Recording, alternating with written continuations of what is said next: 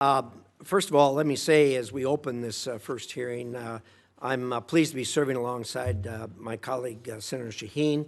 She and I have worked together over a number of years. We were governors together and came in at the same time together.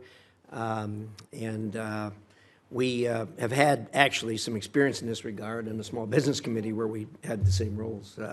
And so we're used to each other. And we're going to do our best to have a hearings and work of this committee on a bipartisan basis. We won't always agree, obviously, but we will do our very best to disagree civilly and let the process work as it should. So with that, let's turn to the hearing today, and I want to welcome my great friend Marco Rubio to this hearing. Likewise, Marco and I go back a long ways. I look back at when I got to the Senate 16 years ago. I came to this first hearing and took my seat way down there at the end and spent 2 years there, and then that afternoon went over to the Intelligence Committee and again took my seat way down on the end down there, served a couple of years, and then 2 years later, by the way, when I went into the Intelligence Committee, I don't know if I've ever told anyone this story before, but I walked in there and a little nervous because, you know, about to learn all the deep, dark secrets of the United States of America. And I went in and sat down, and someone came up to me and tapped me on the shoulder and said, "Senator, you seem to have brought an electronic device with you into this room." This was in the SCIF over in our semi-secret room over in the Hart Building. And so I learned then that the Intelligence Committee does know a lot. So I gave up my electronic device.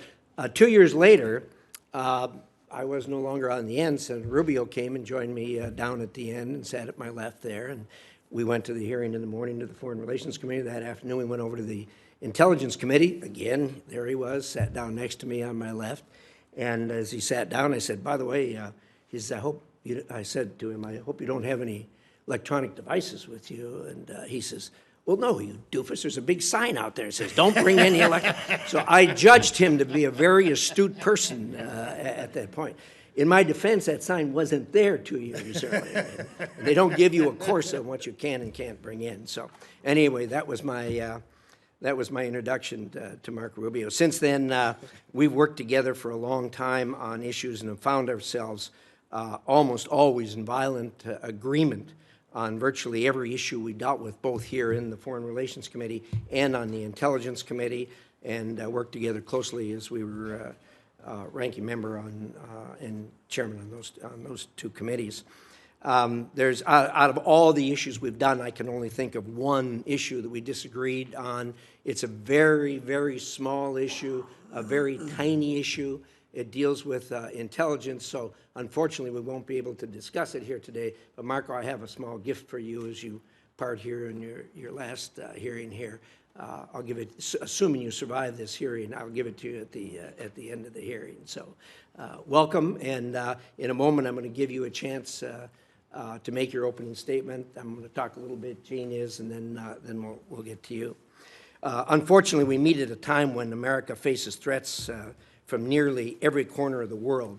It's no secret that hostile powers from China to Russia, from North Korea to Iran, have formed an authoritarian axis bent on weakening the United States. Sadly, the outgoing administration has frequently made ill-informed decisions that have empowered these adversaries. From the disastrous Afghanistan withdrawal to its desperate efforts to woo Iran, failure to deter Russian aggression, constant concessions to China, and undermining support for Israel, our allies question U.S. resolve, and our adversaries believe they have a free hand. Those days are over. China remains the most significant long-term risk to the United States. The Chinese government steals American intellectual property, floods our streets with fentanyl, and exploits our free markets for its own gain while aggressively undermining American national security. China is no longer satisfied to undermine the United States on its own. Now it helps Russia, Iran, and North Korea. Chinese support has enabled Russia to carry on its illegal war against Ukraine, and China's massive purchases of Iranian oil are a lifeline to that murderous regime's proxy wars. The outgoing administration's failure to push back on China's aggression means that China is challenging America everywhere, from Africa to our hemisphere in Latin America. Senator Rubio has been a strong advocate of tougher policies to counter China's aggression, and particularly in Latin America. In the Middle East, Israel fights a multi-front war against Iran after the brutal attack on October 7th. Yet the outgoing administration has undermined support to Israel. This has only prolonged the terrible situation in Israel and Gaza. In spite of the outgoing administration's policy, Israel's fortitude has brought Tehran to its weakest point in decades. President Trump and Marco both know that we need to support our ally and return to a maximum pressure campaign against Iran. At the same time, Putin, with the support of the CCP, continues his violent assault on Ukraine. Putin has escalated this war over and over again, most recently by importing thousands of North Korean soldiers. I've said repeatedly since the beginning of 2022 full-scale invasion, we need to help Ukraine end this war quickly and permanently. I'm confident that if anyone can end this war, it's President Trump. And Marco is the right man to help ensure it is done in a way that guarantees security and stability for Ukraine, the U.S., and our allies, and prevents Russia from launching another war. Unfortunately, the threats to American interests don't end there. A genocide in Sudan, a much-needed but still uncertain regime change in Syria, human rights abuses, human trafficking. The list of challenges facing America is long. And because of that, we must rein in and enforce accountability at the United Nations, whose agenda and wasteful practices frequently do not align with those of the United States. In Asia, it will be important to work with our allies in Japan, Korea, Taiwan, and the Philippines to boost their military spending and bolster their ability to deter China. We should work with Australia and the United Kingdom as part of the AUKUS agreement to develop and advance military capabilities to counter Chinese coercion in the Indo-Pacific. And I hope the State Department will acknowledge the nuclear arms race our adversaries are pursuing and make the changes needed to confront this new reality. Further, U.S. foreign assistance is not charity.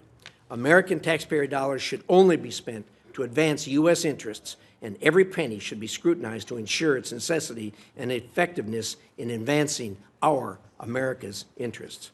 Often enormous amounts of money are spread thinly around the world and never really accomplish goals. This also needs to stop. A final word on the operations of the State Department itself. The Department must refocus itself on the core mission of effective diplomacy. Every program, office, and policy at State must effectively advance U.S. foreign policy goals, not advance progressive ideology. The outgoing administration often undercut effective foreign policy by inserting ideological and political requirements into the fabric of personnel decisions and policy execution.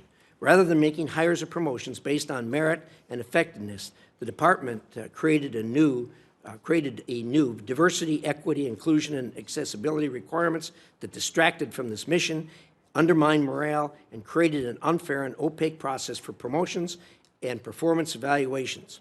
Fealty to progressive politics became the benchmark for success. As we look around the United States, that view is diminishing very quickly amongst even large corporations, amongst even large progressive-leaning corporations. Adherence to these goals was assured at the State Department through a rigid enforcement structure that included senior advisors for DEIA in nearly every bureau and Soviet-style anonymous reporting portals where employees were encouraged to denounce colleagues who would not toe the company line. This must end on day one. We need a return to merit, and I know Marco will right that ship. Senator Rubio, this is a long laundry list of crises. You've earned yourself one of the hardest jobs in America, but after serving with you for so many years, I'm confident you are the right person we need to take on these threats. Thank you very much. And to my good friend, Senator Shaheen, I yield the floor.